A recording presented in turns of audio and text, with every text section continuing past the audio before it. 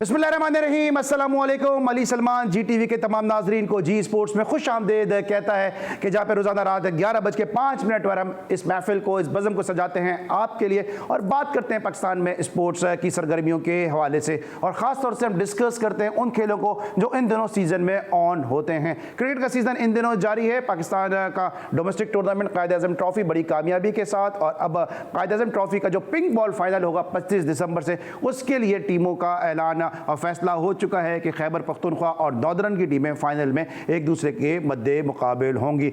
हुरैरा ने, जो नॉर्दर्न के ओपनिंग बैट्समैन है, ज़बरदस्त ओपनिंग प्लेयर, उन्होंने एक तारीख रकम कर दी और जावेद मियांदाद के बाद वो दूसरे यंगस्टर हो गए कि जिन्होंने फर्स्ट क्लास क्रिकेट में कायद-ए-आज़म ट्रॉफी के रिकॉर्ड की हिस्ट्री में ट्रिपल सेंचुरी स्कोर की। इसके अलावा जनाब हॉकी में पाकिस्तान और कोरिया की टीमों के दरमियान जो है वो फाइनल खेला जाएगा, और नेक तमन्नाएं हमारी जो है सेमीफाइनल खेला जाएगा, और नेक तमन्नाएं जो हमारी वो पाकिस्तान की हॉकी टीम के साथ हैं। जिस तरह पाकिस्तान में की जो हॉकी फेडरेशन है मेहनत कर रही है, कोशिश कर रही है, समीर हुसैन, एकमैन और ब्रिगेडियर सज्जाद खोकर साहब और दीगर जो हॉकी के ऑफिशियल हैं वो मेहनत कर रहे हैं, कोशिश कर रहे हैं। इसके लिए हमारी जो तमाम तर नेक तमन्नाएं वो हॉकी के साथ हैं। लेकिन जब हम हॉकी का जिक्र कर रहे हैं तो आज एक दुआए सेहत की अपील भी है कि हमारे बहुत ही अपने पाकिस्तान के स्टार फॉरवर्ड कमर इब्राहिम साहब, उनकी एंजियोप्लास्टी हुई है। अपने प्राइम के तवस्सुत से, जी टीवी के तवस्सुत से, जी स्पोर्ट्स के तवस्सुत से हम अपने तमाम नाजरीन से ये रिक्वेस्ट करते हैं कि पाकिस्तान के स्टार फॉरवर्ड कमर इब्राहिम साहब की सेहतियाबी के लिए दुआ कीजिएगा, क्योंकि कमर इब्राहिम साहब एक ऐसे फॉरवर्ड थे, एक ऐसे पाकिस्तान के स्टार थे कि जिन्होंने अपनी उम्दा कारकर्दगी से पाकिस्तान का सब जलाली परचम पूरी दुनिया में बुलंद किया। बहुत कुछ होगा आज के शो में, और आज के शो में मेरे साथ मौजूद होंगे बजरिया वीडियो लिंक पाकिस्तान के बड़े ज़बरदस्त ऑलराउंडर के, जिन्होंने बड़ी ज़बरदस्त T20 में परफॉर्मेंसेज दी, मुख्तलिफ टीमों से खेले और जहाँ जहाँ खेले अपनी कारकर्दगी से उन्होंने अपने आप को साबित किया। बदकिस्मत रहे कि पाकिस्तान के लिए ज़्यादा नहीं खेल सके, लेकिन पसंद नापसंद का चक्कर जो है वो बहुत सारे प्लेयर्स के कैरियर को जो है वक्त से पहले ही ख़त्म करने का बाइस बन गया। मेरे साथ मौजूद हैं बजरिया वीडियो लिंक का इंग्लैंड से यासिर अरफात। अस्सलाम वालेकुम यासिर, कैसे हैं आप? वालेकुम सलाम अली भाई, थैंक यू, खैरियत ठीक ठाक।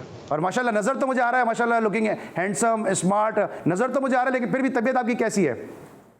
नहीं, कोशिश करते हैं फिट और स्मार्ट रहने की, और तबीयत बिल्कुल खैरियत से ठीक ठाक। ऑलराइट, यासिर के साथ गुफ्तगू का आगाज़ करेंगे, क्योंकि यासिर अभी कुछ दिनों पहले स्पेन भी गए हुए थे एमसीसी की टीम को लेकर, और पाकिस्तान क्रिकेट बोर्ड ने कोचिंग के हवाले से एक एडवर्टाइज भी किया है। क्या यासिर जो है वो एमसीसी की टीम के साथ तो बतौर कोच टीम को लेकर जाते हैं, लेकिन क्या पाकिस्तान के लिए यासिर दस्तयाब हैं? इस पर भी बात करेंगे। लेकिन सबसे पहले आज का फॉर्मेट, प्राइम का फॉर्मेट, आज की टॉप स्टोरीज। पाकिस्तान के क्रिकेट शौकीन के लिए बड़ी खबर। न्यूजीलैंड टीम आइंदा साल 2 टेस्ट और 3 वनडे, जबकि 2023 में 5 वनडे और 5 T20 मैचेस के लिए पाकिस्तान का दौरा करेगी। पाकिस्तान क्रिकेट बोर्ड का कोचेस की तलाश के लिए इश्तिहार जारी। पीसीबी का पहली बार पावर हिटिंग कोच की भी खिदमत हासिल करने का फैसला।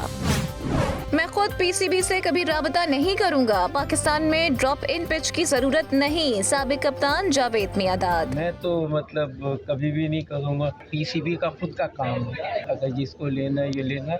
अब ये अगर लाखों एप्लीकेशनें आ जाएंगी तो उसका जवाब कैसे देंगे? कौमी under 19 cricket team ACC under 19 Asia cup में शिरकत के लिए मुत्तहिदा अरब अमारात पहुँच गयी। यहाँ इसे खेल दिया है, ये फील्डर्स के दरमियान जा रहा है, बॉलर्स के साथ ही। जी हाँ, अपने 300 रन मुकम्मल कर लिए यंग हुरैरा ने। Mohammad Huraira first class triple century करने वाले पाकिस्तान के दूसरे कम उम्र तरीन खिलाड़ी बन गए। लाहौर कलंदर्स ने PSL 7वें एडिशन के लिए शाहीन शाह अफरीदी को कप्तान मुकर्रर कर दिया। एशेज सीरीज के दूसरे टेस्ट मैच में भी ऑस्ट्रेलिया ने इंग्लैंड को शिकस्त दे दी। विराट कोहली मेरा पसंदीदा खिलाड़ी है, लेकिन वो हर किसी से लड़ता रहता है, Sourav Ganguly. Asians hockey champions trophy का अहम मुकाबला कल कौमी टीम जनूबी कोरिया का सामना करेगी। और लाहौर में जारी मोहतरमा बेनजीर भुट्टो शहीद विमेन बास्केटबॉल गोल्ड कप में बेनजीर ग्रीन ने बेनजीर व्हाइट को शिकस्त दे दी। जी जनाब, आपने आज की टॉप स्टोरीज देखी और यासिर अरफात मेरे साथ इंग्लैंड से मौजूद हैं। तो क्यों ना सबसे पहले हम बात कर लें ज़रा एशेज़ के हवाले से, कि जहां पर 275 रन से कामयाबी हासिल की इस डे नाइट टेस्ट मैच में ऑस्ट्रेलिया ने, और सीरीज़ में जो 5 मैचेस की सीरीज़ है उसमें 2-0 की बरतरी हासिल कर ली। पहला टेस्ट मैच जो खेला गया ब्रिस्बेन में, वहाँ पर 9 विकेटों से कामयाबी हासिल की, और यहाँ पर जो है एडिलेड में बड़े मार्जिन से 275 रन से कामयाबी हासिल की। यासिर, किस तरह देख रहे हैं कि डोमिनेट करती नज़र आ रही है यहाँ पर ऑस्ट्रेलिया की टीम और इंग्लैंड की टीम उस फॉर्म में नजर नहीं आ रही, उस रिदम में नजर नहीं आ रही जिसकी हम एक्सपेक्ट उनसे करते हैं।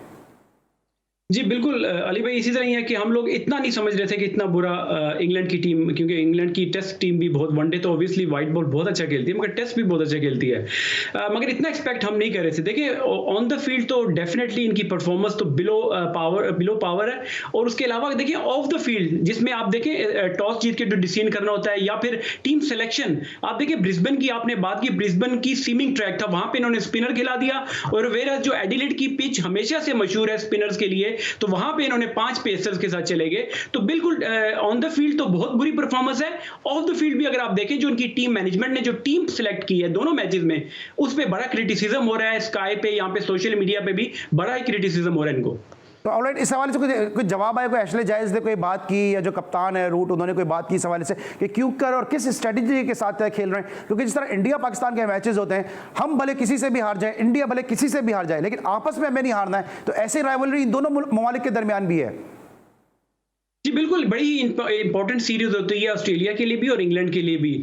मुझे एशली जाइल्स के बारे में तो मालूम नहीं है, मगर एथरटन और Nasser Hussain social media Sky Sports पे काफ़ी इस बारे में डिस्कस भी कर रहे हैं कि जो टीम सिलेक्शन, जब से कोविड की सिचुएशन आई है, तो जो इंग्लैंड की मैनेजमेंट है, ये वो जो रोटेशन पॉलिसी की बात करते हैं कि प्लेयर्स को ज़्यादा नहीं खिलाना, और उनके जो 2 प्रीमियम फास्ट बॉलर्स हैं जेम्स एंडरसन और स्टुअर्ट ब्रॉड, वो दोनों को इस तरह खिलाते हैं कि वो पिक एंड चूज करके खिलाते हैं, सारे मैचेस नहीं खिलाते। तो मेरे ख्याल से यहां पे थोड़ा सा ये मिसकैलकुलेट कर जाते हैं कि कहां पे किस प्लेयर को खिलाना है, जिसकी वजह से इनकी टीम को काफी प्रॉब्लम आ रही है। ठीक है, तो आपको क्या लगता है कि कमबैक कर सकते हैं इंग्लैंड की टीम? क्योंकि अब जो टेस्ट मैच होगा डे नाइट, अब जो टेस्ट मैच होगा बॉक्सिंग डे टेस्ट मैच होगा, 26 दिसंबर को इसका आगाज हो रहा है, तो 5 मैचेस की सीरीज अभी भी 3 टेस्ट मैचेस बाकी हैं। केपेबल है इतना इंग्लैंड है कि ऑस्ट्रेलिया को टफ कंपटीशन दे सके और फाइट बैक कर सके? देखिए बॉलिंग की तो हमने जिस तरह बात की, मगर बैटिंग जो असल कंसर्न है इनकी बैटिंग का है। आपके पास एक जो रूट के अलावा कोई भी ऐसा मुस्तनिद इस लाइनअप में बैट्समैन नहीं है। मलान रन तो करते हैं, अभी 80 रन भी किए मलान ने। देखिए वो अब इस तरह के 80 रन अगर करना है तो 150-200 बड़ी इनिंग खेलनी पड़ेगी। जब आप टीम जीतती है टेस्ट मैचेस में या टीम को बचाया जाता है, 70-80 फर्क नहीं डालते, फर्क डालते हैं 200-150 की इनिंग्स कोई खेले। उसके अलावा आप देखें जो उनका स्टार्ट होता है, रोरी बर्न्स जिस तरीके से खेलते हैं, हसीब हमीद को दोबारा कम बैक करवाया आफ्टर 3 इयर्स, उनकी भी परफॉर्मेंस नहीं है। ओली पोप देख लें, बटलर स्ट्रगल कर रहे हैं, और फील्डिंग में जो उन्होंने कैचेस छोड़े हैं, जो सबसे की हुआ है वो इस टेस्ट को हारने का, 7 कैचेस छोड़े हैं इन्होंने, और इजी कैचेस से, जिसकी वजह से ये टेस्ट हारे हैं। ऑलराइट, और जो फील्डिंग हमेशा से ऑस्ट्रेलिया हुई, इंग्लैंड हुई, इन टीमों का बड़ा खासा रही है, और अगर यहाँ पे 7 कैचेस छोड़े जाएं, जिसको मैं सवाल भी करने वाला था, यासिर ने इसको बड़ा अच्छे तरीके से क्लियर भी किया कि अगर कैचेस छोड़े जाएंगे तो फिर आप मैचेस कैसे जीतेंगे। लेकिन अब जरा इस सीरीज़ को यहीं पे रोकते हैं, लेकिन बात करते हैं जरा इंडिया और साउथ अफ्रीका के दरमियान सीरीज़ के हवाले से, क्योंकि सीरीज़ शुरू होने से पहले ही जो है वो तनाज़ात का शिकार हो गई। कोहली का बयान आया, गंगोली का स्टेटमेंट आ गया, और अब कपिल देव भी जो है वो इस लड़ाई में कूद पड़े, और उन्होंने कहा कि अगर आप बोर्ड के सदर हैं तो फिर आप बोर्ड के सदर हैं, और तमाम तर मामला जो है वो मीडिया के सामने नहीं रखें। यासिर क्या देख रहे हैं आपके कोहली जैसे प्लेयर के साथ इस तरह का बिहेवियर? गंगोली दूसरी तरफ, जिस तरह आपने खुद भी बताया था कि आपकी शादी में भी शरीक हुए, एक बड़े जबरदस्त जेंटलमैन है, ये क्या लग रहा है आपको कि कंट्रोवर्सी बनाई जा रही है, या आपको ऐसा लगता है कि कोहली का जो वक्त गुजर चुका है, तो अब जो कहते हैं ना जब आदमी कमजोर होता है तो ऊंट पे बैठे हुए आदमी को कुत्ता काट लेता है? देखिए एग्जाम्पल तो आपने बड़ी अच्छी दी, मगर मैं इस तरह कहूंगा कि कोहली के साथ यहाँ पे हाथ हो गया। वो इस तरह कि उसने बेचारे ने रिजाइन किया कप्तानी से T20 की, तो उसको अपनी 50 ओवर की भी कप्तानी से हाथ धोना पड़ा। देखिए क्रिकेट बोर्ड में मेरे ख्याल से उनके खिलाफ ये बातें चल रही थी कि वो ICC के जो इवेंट्स, बड़े इवेंट्स होते हैं, बायलैटरल सीरीज तो बड़ी अच्छी उनकी जाती हैं, उनकी अपनी परफॉर्मेंस भी अच्छी जाती है, मगर इस तरह के इवेंट्स, और जो लास्ट समर जो इंग्लैंड में ये न्यूजीलैंड के खिलाफ टेस्ट चैंपियनशिप का फाइनल भी हारे, तो इस वजह से काफी प्रेशर विराट कोहली पे पड़ रहा था उनकी कप्तानी को लेकर। तो अब मेरे ख्याल से उनको वर्ल्ड कप के बाद मौका मिला, तो उन्होंने लगे हाथों उन्होंने कहा कि T20 की कप्तानी छोड़ें तो वनडे की भी इनसे ले ली जाए। ऑलराइट, बिल्कुल हम बात कर रहे हैं पाकिस्तान की भी बात करेंगे, साथ साथ हमने एशेज की बात की, और इंडिया जो पड़ोसी मुल्क है वहाँ जो कंट्रोवर्सीज हैं, क्योंकि हालात तकरीबन एक ही जैसे हैं। यहाँ पे भी सीनियर प्लेयर को शायद वो रिस्पेक्ट नहीं दी जाती कैरियर के एंड में। अभी आपने देखा कि यासिर शाह जिनके कैरियर का एंड है, उनकी भी कंट्रोवर्सी सामने सामने आ गई। हम उसको डिस्कस नहीं करेंगे क्योंकि उनका निजी मामला है और अभी मामला अभी क्लियर हुए नहीं है। यासिर शाह हमारे स्टार हैं, तो जब तक कोई मामला उसकी सही तौर पे उसको सबूत नहीं आ जाता, जब तक हम इस स्टोरी पे बिल्कुल बात नहीं करेंगे। लेकिन जैसे ही अगर कोई मामला इसमें पेशरफ्त होती है और चीज़ें क्लियर होती हैं तो ज़रूर हम अपने नाज़रीन के सामने से स्टोरी को भी लेकर आएंगे। लेकिन सरदस्त एक जिम्मेदार साफ़ी होने के नाते, एक जिम्मेदार चैनल होने के नाते हम बिल्कुल अभी इस मौजू पे इसलिए बात नहीं कर रहे कि अभी बहुत सारी चीज़ें जो है वो तहकीकात जो है वो तलब है और उसमें बहुत सारी चीज़ों की तहकीकात हो रही हैं। लेकिन एक अच्छी चीज़ हुई है जनाब, और वो ये कि न्यूजीलैंड ने हामी भर ली है, और हामी ये भरी है कि जनाब दिसंबर 2022 और जनवरी 2023 में 2 टेस्ट मैचेस पर मुश्तमिल सीरीज़ खेलेगी। इसके अलावा 5 एक रोज़ा मैचेस और 5 T20 इंटरनेशनल मैचेस पर सीरीज़ जो है वो अप्रैल 2023 में जो है वो खेली जाएगी। अच्छी पेशरफ्त है। इसके साथ साथ पाकिस्तान में ड्रॉप इन पिचेस का मामला ज़ेर बहस है और पाकिस्तान क्रिकेट बोर्ड ने कोचेस के हवाले से एडवर्टाइज कर दिया है। यासिर अरफात ने नॉर्दर्न को रिप्रेजेंट किया और नॉर्दर्न की जानिब से हुरैरा ने जो है बड़ी ज़बरदस्त ट्रिपल सेंचुरी स्कोर की। तो बीइंग ए रावलपिंडी आइट और बीइंग ए नॉर्दर्न प्ले काफ़ी ज़्यादा यासिर भी खुश होंगे। इनसे भी हम बात करेंगे पाकिस्तान की डोमेस्टिक क्रिकेट के हवाले से। मिलते हैं छोटे से ब्रेक के बाद।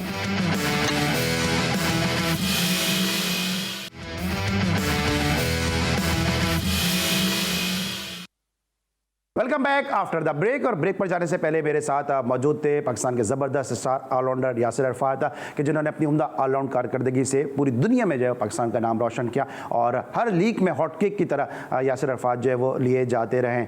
चंद दिन पहले एक माह पहले तकरीबन MCC की टीम को लेकर स्पेन भी गए, MCC के कोच बन के, और अब जो है वो न्यूजीलैंड की टीम पाकिस्तान आने की बातें हो रही हैं। दिसंबर जनवरी 2022 में न्यूजीलैंड की टीम पाकिस्तान आएगी। 2 टेस्ट मैचेस खेले जाएंगे इस दौर में, और इसके अलावा अप्रैल में जो है वो 5 T20 मैचेस और 5 एक रोज़ा मैचेस खेले जाएंगे अप्रैल 2023 में।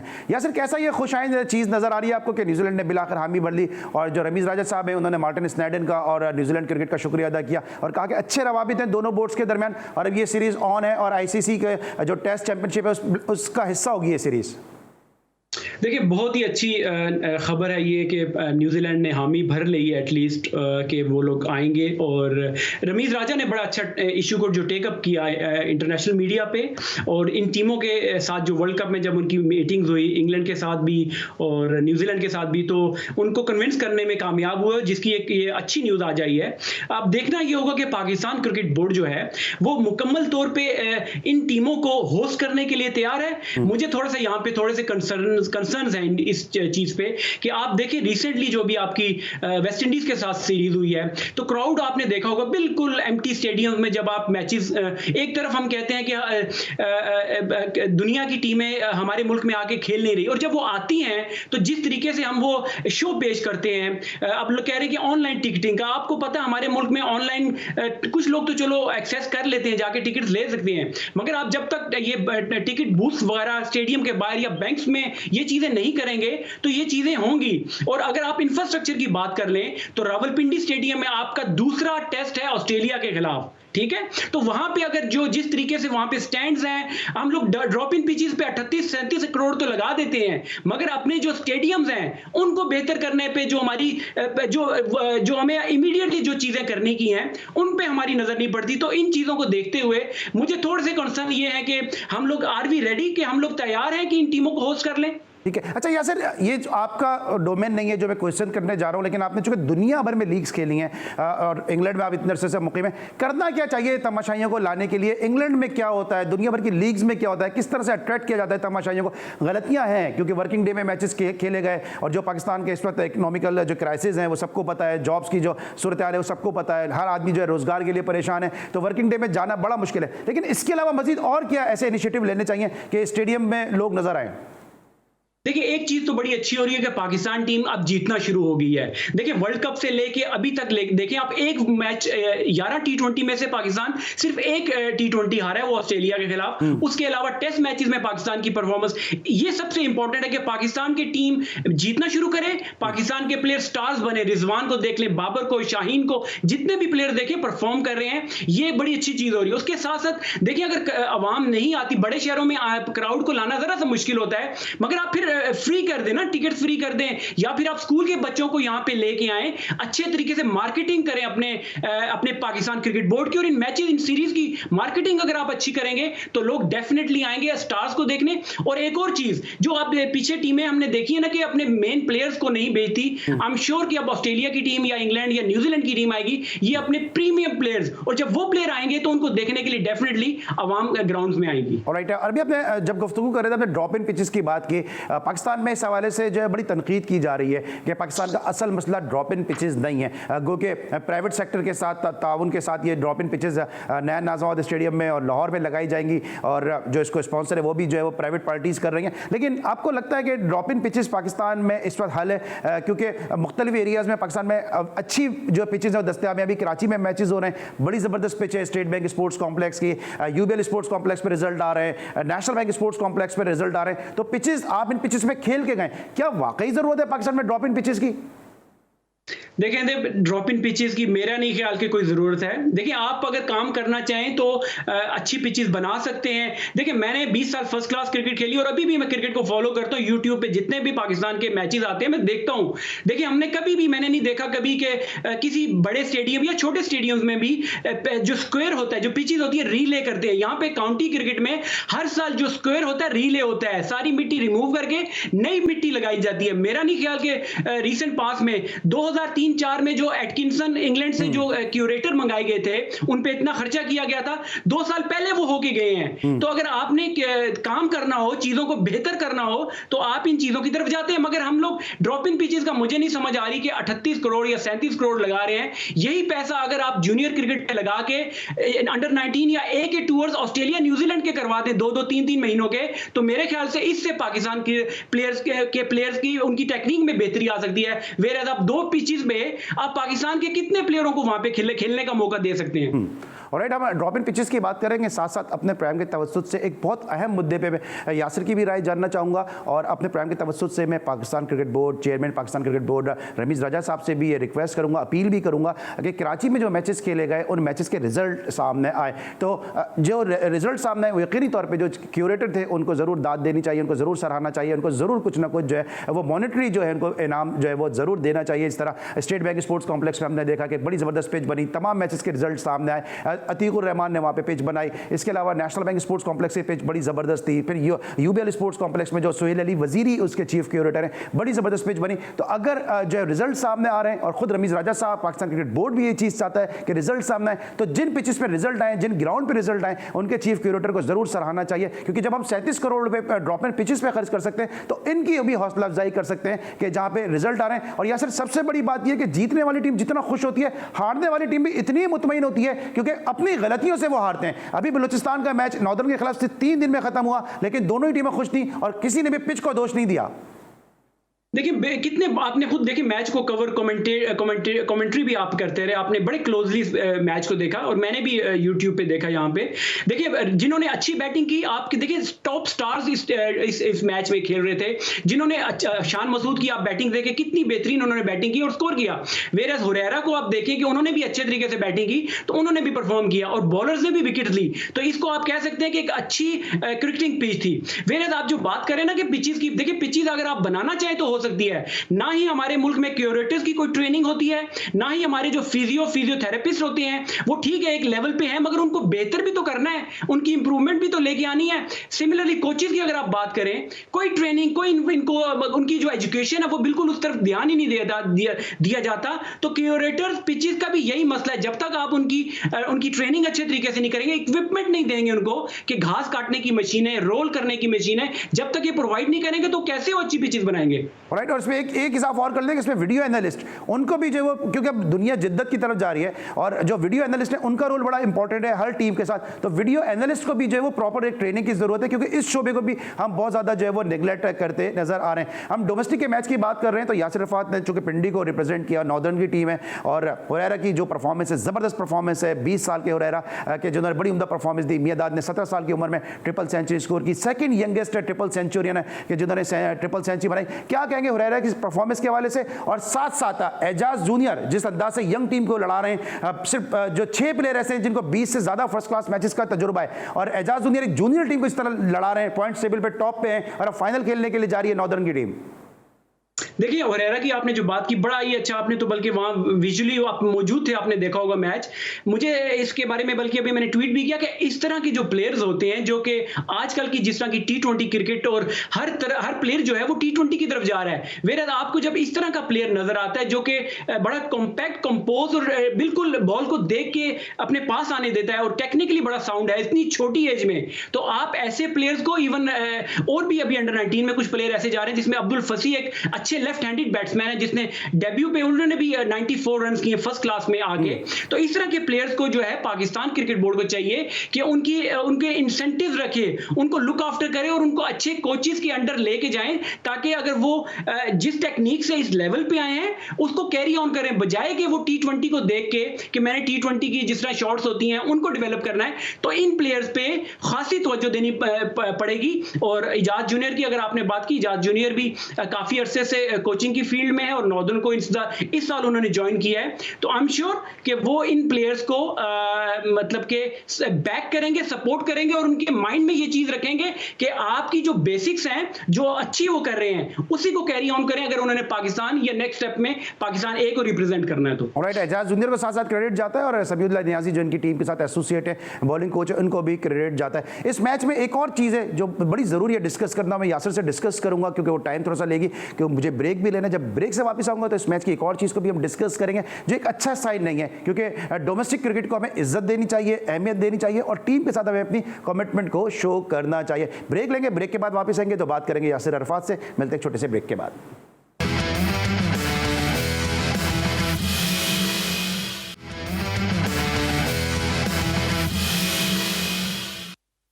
Welcome back after the break. और ब्रेक पर जाने से पहले मैं यासिर अरफात से बात कर रहा था पाकिस्तान की डोमेस्टिक क्रिकेट के हवाले से।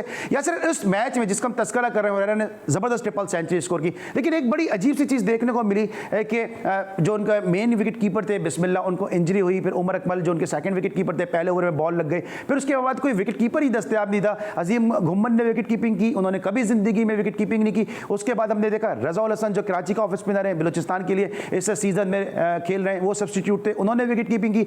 जल्लात ने विकेट कीपिंग की। अफसोस की बात यह कि दोनों स्पिनर हैं, अगर इनके कोई बॉल ऐसी लग जाती तो इनका तो कैरियर खराब हो जाता।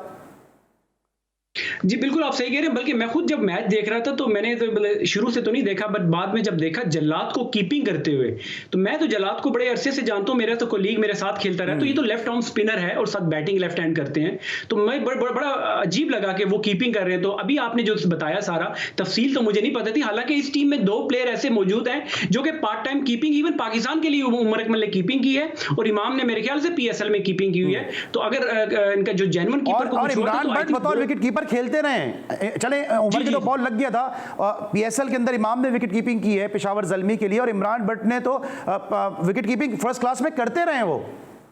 देखिए बस ये फिर अब मैनेजमेंट पे से पूछा जाए कि ये कैसे ये चीज हुई कि एक आपका रेगुलर स्पिनर वो कीपिंग कर रहा है, तो बड़ा रिस्क था उसका अगर फ्रैक्चर हो जाती। ऑल्दो मैच अब वो क्वालिफाई नहीं किया अगले मैचेस के लिए, मगर कैरियर होता है किसी भी प्लेयर के लिए, तो ऐसे होना नहीं चाहिए था। ठीक है, अच्छा यहाँ से थोड़ी सी बात कर लें, जो एडवर्टाइज पब्लिश किया है पाकिस्तान क्रिकेट बोर्ड ने, इसमें हाई परफॉर्मेंस सेंटर कोच की बात की है, इसके अलावा बॉलिंग कोच है, बैटिंग कोच है, और सबसे बड़ी एक नई चीज़ जो है वो पावर हिटिंग कोच है। तो आप इस एडवर्टाइज को आप किस तरह देख रहे हैं, और साथ साथ आपका जो इतना एक्सपीरियंस है, क्या वो पाकिस्तान क्रिकेट के काम आ सकता है? कुछ आपने सोचा, क्योंकि आप वहां भी कोचिंग कर रहे हैं, काउंटी की मुख्तलिफ टीमों के साथ एसोसिएट रहे हैं, अभी MCC की टीम लेके भी आप स्पेन गए हुए थे। देखिए मैं थोड़ा सा इस चीज़ को दूसरे एंगल से इस तरह देखता हूं कि इस जो ऐड होता है या इश्तिहार होता है, ये जो अपने अपॉइंटमेंट्स करते हैं 3 साल के लिए, इसमें लिखा होता है कि आपको 3 साल की जॉब मिलेगी। आप मुझे अली आप खुद बताएं कि कोई इस चीज़ की गारंटी दे सकता है कि ये जो रमीज साहब आए हैं या नया सेटअप आया है कि नई गवर्नमेंट आने के बावजूद भी ये लोग रहेंगे? आप थोड़ा पीछे चले जाएं, आधे लोग जो ड्यूरिंग पिछला जो 2-3 साल गुजरे हैं, आपने खुद देखा किसी ने साल में छोड़ दिया, किसी ने 1.5 साल में छोड़ दिया। और जो हाई परफॉर्मेंस सेंटर में अपॉइंटमेंट्स हुई थी, तो अब देखिए, अब जब कंपेयर करते हैं, इसका नाम हाई परफॉर्मेंस सेंटर रख दिया है, और फिर जब आप मुकाबला दुनिया की एकेडमी से करते हैं, तो आपने जिस तरह की अपॉइंटमेंट्स वहां पे की, अब कुछ लोग तो आके अभी ये बातें कर रहे हैं कि जी हमें वो अथॉरिटी नहीं थी कि कैंप्स लगाने की। तो देखिए, हाई परफॉर्मेंस सेंटर का काम ही यही है कि जो आपके पास स्किल्स कोचेज हैं, तो आप स्किल्स के कैंप लगाएं। कोई अगर कीपर है तो कीपर, पाकिस्तान के टॉप 10 या 15 कीपर्स का कैंप लगे। बॉलर्स का है तो बॉलर के जो टॉप आपके पास 20 या 15 बॉलर्स हैं, उनका महीने 2 महीने का कैंप लगे। तो मैंने हार्डली कोई ऐसा देखा होगा कि कोई काम हुआ होगा। और जो अभी जो बात हो रही है कि नए लोग रख रहे हैं, मैं तो पहले इस चीज को यहां से पकड़ूंगा कि क्या गारंटी है कि कोई बंदा जाके वहां पे काम करेगा। फॉरेन कोचेस की बात कर रहे हैं, तो पाकिस्तान के जो सेटअप की, पाकिस्तान क्रिकेट बोर्ड के सेटअप की क्या गारंटी है कि गवर्नमेंट चेंज होती है तो ये लोग चेंज नहीं हो जाएंगे। तो मैं तो इस चीज को इस तरीके से देख रहा हूं। आपने मेरी बात की कि मैं देखिए, मैं तो इस जो क्राइटेरिया पाकिस्तान क्रिकेट बोर्ड का पास में रहा है, उसमें तो मैं पूरा ही नहीं उतरता था, क्योंकि यहां पे मेरी जो क्वालिफिकेशन है, देखिए मैं अपनी बात तो नहीं करनी चाहिए, मगर आपने जब बात कर ही ली, जब मैं फर्स्ट क्लास क्रिकेट खुद खेला करता था, तो मैं टॉप परफॉर्मर्स में होता था, मगर मुझे पाकिस्तान क्रिकेट नहीं मिलती थी। उसके बाद जब मैं PSL हुई, दुनिया का मैं नंबर 3 पे विकेट टेकर था, पाकिस्तान का नंबर 1 था, मुझे PSL में इन लोगों ने पिक नहीं किया। अब जब आप कोचिंग की बात कर रहे हैं, कोचिंग में पिछले 5 साल से कर रहा हूं, लेवल 4 कर रहा हूं, पाकिस्तान के हाईएस्ट क्वालिफाइड कोचेज में मेरा नाम अब आता है। तो अभी भी जो पुराना सेटअप 2 साल गुजरे, इन लोगों ने मुझे एक कॉल या ईमेल तक नहीं की। तो अब इस आप जो कह रहे हैं नए एड्स आए हैं, ये जो आए हैं, तो मेरा तो अब तो वो क्या कहते हैं ना कि बंदे की एक इंटेग्रिटी होती है, असूल होते हैं, कि जब आपको वो लोग चाहते ही नहीं है कि वो सेटअप में आए, तो वो लोग नहीं है, अब तो रमीज राजा साहब आ गए सेटअप में जाके। अब तो वो लोग नहीं है, अब तो रमीज राजा साहब आ गए हैं, और जब वो CEO थे उस वक्त ही आपका डेब्यू भी उन्हीं के टेन्योर में हुआ। तो अब कुछ हालात आपको लगता है कोई बेहतरी की जानिब गामजन है? देखिए, क्रिकेट बोर्ड में अभी भी बाकियात जो हैं वो मौजूद हैं। हाई परफॉर्मेंस सेंटर में अगर आप देख लें, उसके अलावा भी देख लें, मगर अगेन मैं ये बात करूंगा कि आप देखिए, अगर समझते हैं तो कहते हैं ना कि बड़े ही वो टैलेंट शनास लोग होते हैं पाकिस्तान क्रिकेट बोर्ड में। तो अगर वो समझते हैं कि मेरे से, क्योंकि मैं खुद देखिए ग्रास रूट का बंदा हूं, और मैंने सारे ही फॉर्मेट्स पाकिस्तान की अंडर 15 से लेके पाकिस्तान की टेस्ट टीम तक में आया, और मैं कोचिंग की अब क्वालिफिकेशन जो कर रहा हूं, अगर वो समझते हैं कि मैं इस काबिल हूं, तो ये उनका काम बनता है, एटलीस्ट बात तो करें। कहते तो वो ये, लेकिन आप अप्लाई तो करेंगे या नहीं करेंगे? क्योंकि अप्लाई तो फर्स्ट आपको करना है ना। देखिए, मेरे साथ 2 दफा एक्सपीरियंस हो चुका ना इस तरह का, तो मैं तो अब तो मेरा तो अब तो वो माइंड ही नहीं है ना कि आप इस लेवल, इस काबिल ही ना समझें कि आप उस सेटअप में हैं जिसमें इन्होंने 50-60 कोचेस भर्ती कर लिए। तो मेरा तो अब अच्छा, यहाँ क्या वजह लगती है आपको, क्या वजह लगती है कि अभी हम कहते हैं कि जी क्रिकेट बोर्ड को क्रिकेटर्स को चलाना चाहिए, लेकिन हम देख रहे हैं मियादाद साहब ने आज कल में एक इंटरव्यू दिया, उन्होंने कहा कि मैं बोर्ड के सेटअप पे नहीं आना चाहता, मिसबा ने मना कर दिया नहीं आना चाहता, आकिब जावेद ने मना कर दिया मैं नहीं आना चाहता। इस वक्त जो 6 टीमें उनके जो रीजनल के जो कोचेज हैं, वो तमाम के तमाम या तो फर्स्ट क्लास क्रिकेटर हैं, या वो टेस्ट क्रिकेटर हैं, या इंटरनेशनल क्रिकेटर हैं। अब उनको भी हटाने की बात हो रही है कि जी जो डोमेस्टिक में हमारे इंटरनेशनल जो फॉरेन प्लेयर हैं वो आएंगे। तो क्या लगता है आपको कि क्यों हम अपने प्लेयर्स को इस तरह से जॉब प्लेसमेंट उनकी नहीं हो पा रही है, या उनको हम वो रिस्पेक्ट नहीं दे पा रहे हैं? देखिए, जॉब की अगर आप बात करें तो मैं ये नहीं कहूंगा कि आप सिर्फ उनकी शक्ल देख के या आप क्राइटेरिया देखें कि किसी ने 50 या किसी ने 100 टेस्ट खेले हैं, उसकी बेस पे लड़कों को रखें या कोचेस को रखें। आप उनकी कॉम्पिटेंसी तो देखें कि वो अभी जब ऐड देते हैं कि पाकिस्तान टीम का कोई लेवल 2 होता है, ये कोई मतलब दुनिया के किस जगह कोने पे होता है कि लेवल 2 हेड कोच होता है किसी नेशनल टीम का। साउथ अफ्रीका का जो एनालिस्ट है वो लेवल 3 कोच है, और हमारे मुल्क में 2 साल निकल गए पिछले, तो उस हिसाब से तो 2-2.5 साल तो हमने ज़ाया कर दिए पिछले। तो अब अगर ये बात कर रहे हैं, ठीक है, अब उन्होंने लोगों को अप्लाई करने के लिए बोला, देखेंगे कौन कौन अप्लाई करता है और किन किन को लोगों को रखते हैं।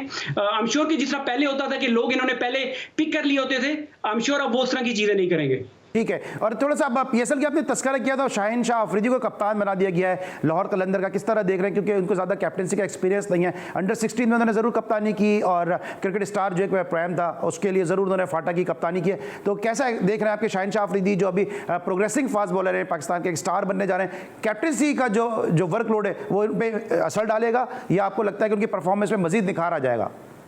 देखिए ये भी और एक्सपेरिमेंट्स की तरह एक और एक्सपेरिमेंट है। लाहौर कलंदर ने पीछे जो सोहेल अख्तर को 2-3 साल कप्तानी करवाई, ठीक है, उनको अपनी टीम है, मालिक है, चॉइस है उनकी, जो जिस तरह वो पीएसएल में ये लोग हमेशा यही बात करते हैं कि जी ये उनकी अपनी टीम है, तो ठीक है जिस तरीके से वो करते हैं। शाहीन अफरीदी के लिए ठीक है, अच्छे प्लेयर हैं, परफॉर्म कर रहे हैं, मगर यहाँ पे बड़े मजे की बात है कि जिस तरह के रिव्यूज वो अपनी बॉलिंग पे लेते हैं, यहाँ पे मुझे थोड़ा सवालिया निशान है कि वो हर बॉल जो टांग पे लग रही होती है उस पर रिव्यू ले लेते हैं। तो यहाँ से आप थोड़ा सा अंदाजा लगा लें, मगर अगेन यंगस्टर है, एक्सपेरिमेंट करने में कोई बुराई भी नहीं है, उनकी अपनी टीम है, जिस तरह के मर्जी प्लेयर सिलेक्ट करें, कोचेस सिलेक्ट करें और जिस तरह का मर्जी कप्तान बनाएं। लेकिन मैं आपसे ये सवाल इसलिए पूछ रहा हूं कि जब बात होती है, हम कहते हैं कि शाहीन हमारा स्टार है और उन पे एक्स्ट्रा जो है वर्कलोड मैनेजमेंट पे काबू पाना चाहिए, लेकिन एक तरफ हम कहते हैं वर्कलोड मैनेजमेंट जो है उनकी मैनेज करनी चाहिए, दूसरी तरफ अगर कप्तान बना रहे हैं तो आपको नहीं लगता कि पाकिस्तान क्रिकेट बोर्ड और जो पीएसएल की फ्रेंचाइजीज हैं वो इस हवाले से जो वो एक पेज पे होनी चाहिए?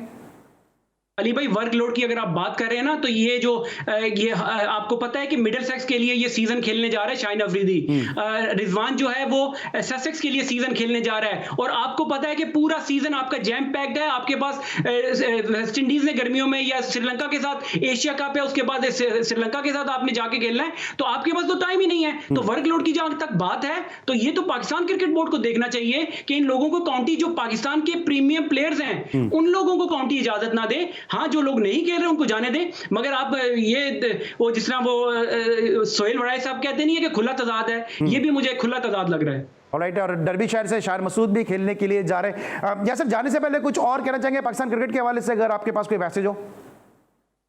सॉरी, दोबारा आवाज नहीं, क्या पाकिस्तान क्रिकेट के हवाले से कोई और मैसेज अगर आप देना चाहें बोर्ड को, कोई आप सजेशन एडवाइस कुछ कहना चाहें? बिल्कुल, देखिए सजेशन तो कुछ नहीं है, वहां पे बड़े बड़े काबिल लोग वहां पे बैठे हुए हैं, कॉम्पिटेंट लोग बैठे हुए हैं। अब जो जिस तरह की न्यूज आज आपने शुरू में प्रोग्राम में बात की कि न्यूजीलैंड या ऑस्ट्रेलिया जैसी टीमें आ रही हैं, खुदा का वास्ता है कि अब कोई एसओपीज की खिलाफ वर्जी ना करे, और अगर कोई करे तो उसको वहां से निकाल के साइड पे कर दिया जाए और कोशिश की जाए कि ग्राउंड को भरा जाए क्राउड से, मुफ्त के टिकट भेज दें मगर लोगों को लेके आए, क्राउड को भरा जाए। Thank you so much Yasir Arafat, आप हमारे साथ मौजूद थे, हमेशा की तरह बड़ी जबरदस्त गुफ्तगू रही। जी नाज़रीन, यासिर अरफात के साथ हमारी गुफ्तगू का सिलसिला जारी था। यासिर अरफात का हम इंतहाई शुक्रिया अदा करेंगे कि बजरिया वीडियो लिंक हमारे साथ मौजूद थे, वो इंग्लैंड से, लेकिन आपके इल्म में है कि हम क्रिकेट के अलावा दीगर मौज़ूआत और दीगर खेलों के हवाले से भी गुफ्तगू करते हैं और कोशिश करते हैं कि अपने प्रोग्राम में दीगर स्पोर्ट्स को भी शामिल कर सकें। इसी हवाले से लाहौर में बेनज़ीर भुट्टो बास्केटबॉल इवेंट खेला गया, जहाँ पे 2 ख़वातीन टीमों ने शिरकत की, बेनज़ीर ग्रीन और बेनज़ीर वाइट ने, और यहाँ पे बेनज़ीर ग्रीन ने बेनज़ीर वाइट को शिकस्त देकर इवेंट अपने नाम किया।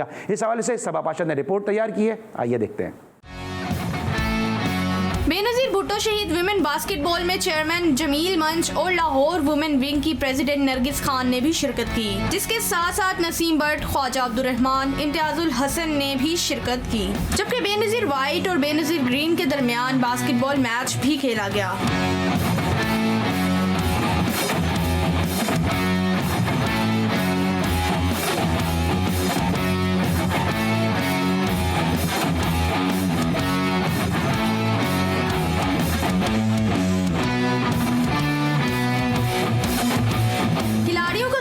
लड़कियों के लिए ऐसे मुकाबले होते रहने चाहिए और हुकूमत को भी इस खेल को प्रमोट करना चाहिए। फ़र्स्ट ऑफ़ ऑल मैं ऑफिशियल्स का जो है वो शुक्रिया अदा करती हूँ कि उन्होंने ये मैच अरेंज कराया, क्योंकि हमारे पाकिस्तान में और स्पोर्ट्स बोर्ड में जो है ना बास्केटबॉल को सपोर्ट नहीं किया जाता। तो मेरी हुकूमत से गुजारिश है कि वो पाकिस्तान फेडरेशन, बास्केटबॉल फेडरेशन को जो है वो सपोर्ट करें, और जो हमारे स्पोर्ट्स मिनिस्टर हैं उनसे मेरी जो हम्बल रिक्वेस्ट है कि वो इसको प्लीज़ जो है इसके ऊपर काम करें और वुमेंस के लिए जो है वो प्लेटफॉर्म क्रिएट करें, क्योंकि हमारे यहाँ पर पाकिस्तान में बास्केटबॉल के अंदर वुमेंस के पास बहुत टैलेंट है सारी स्पोर्ट्स में। तो प्लीज़ हमारा भी कुछ ख्याल करें और हमारे लिए प्लेटफॉर्म जो है ना उसको बढ़ाएं। पाकिस्तान में अपॉर्चुनिटी नहीं है बास्केटबॉल की, टैलेंट की कमी बिल्कुल नहीं है। अपॉर्चुनिटी ना होने की वजह से हमारा जो जनरेशन है वो पीछे रह चुके हैं। मेरी हुकूमत पाकिस्तान से रिक्वेस्ट है कि भाई वो बास्केटबॉल पे भी तवज्जो दे, एज इट इज जैसे वो क्रिकेट पे दे रहे हैं तो बास्केटबॉल पे भी तवज्जो दे। कोच का कहना था कि दिन ब दिन बास्केटबॉल की गेम खत्म होती जा रही है। इस तरह के मौके फराहम करने से खिलाड़ियों का हौसला बढ़ता है। बहुत कम लड़कियों को खिलाया जाता है बास्केटबॉल, ये मुझे मालूम नहीं क्यों, क्योंकि ये वही बात आ जाती है कि एक नज़रिया है। तो हम हमेशा बास्केटबॉल की नेशनल भी करवा रहे हैं इंशाल्लाह ताला, सिंध में भी और पंजाब में भी। इसके साथ हमारा चुगताई लैब का बहुत सारा हमारे साथ तावन है, इन्होंने बहुत फंड्स भी दिए हमें ये काम करने के लिए, हम इनके शुक्रगुजार हैं। मैं समझता हूँ कि इस किस्म की एक्टिविटीज़ होती रहनी चाहिए ताकि अदारे और कौमें दो बिल्डअप होती हैं। तो मैं इस मौके पर मुंतज़मीन को मुबारकबाद देता हूँ कि उन्होंने ये अरेंजमेंट करके मुल्क और कौम की खिदमत की तरफ एक कदम उठाया। पाकिस्तान में टैलेंट की कमी नहीं, अगर खिलाड़ियों को मौके फराहम किए जाए तो पाकिस्तान का नाम रोशन कर सकते हैं। कैमरामैन वैस राजपूत के साथ सबा पाशा, GTV न्यूज़, लाहौर। आपने सबा पाशा की रिपोर्ट देखी Benazir gold cup basketball tournament के हवाले से कि जहां पे बेनज़ीर ग्रीन ने बेनज़ीर वाइट को शिकस्त दी और टाइटल अपने नाम कर लिया। आज के शो में इतना ही, लेकिन हम दुआ गो हैं कि पाकिस्तान की हॉकी टीम कल सेमीफाइनल में जनूबी कोरिया के मद्दे मुकाबिल होगी और पाकिस्तान की टीम से तमाम तर हमारी नेक तमन्नाएँ हैं, नेक ख्वाहिशात हैं और दुआ है कि इस मैच में पाकिस्तान कामयाबी हासिल करे, फाइनल तक रसाई हासिल करे, ताकि इस जीत से जो है पाकिस्तान में हॉकी का खेल दोबारा से फ्लरिश कर सके और ब्रिगेडियर सज्जाद खोकर, समीर हुसैन जो नेशनल कोच हैं, एक्मैन और दीगर जो ऑफिशियल है पाकिस्तान हॉकी फेडरेशन के, उनकी जो कोशिश हैं वो बावर साबित हो सकें। आज के लिए इतना ही, इंशाल्लाह कल रात एक दफ़ा फिर होगी आपसे मुलाकात। अली सलमान को उस वक्त तक के लिए इजाज़त दीजिए, अपना बहुत ख्याल रखिए, अल्लाह हाफ़िज़।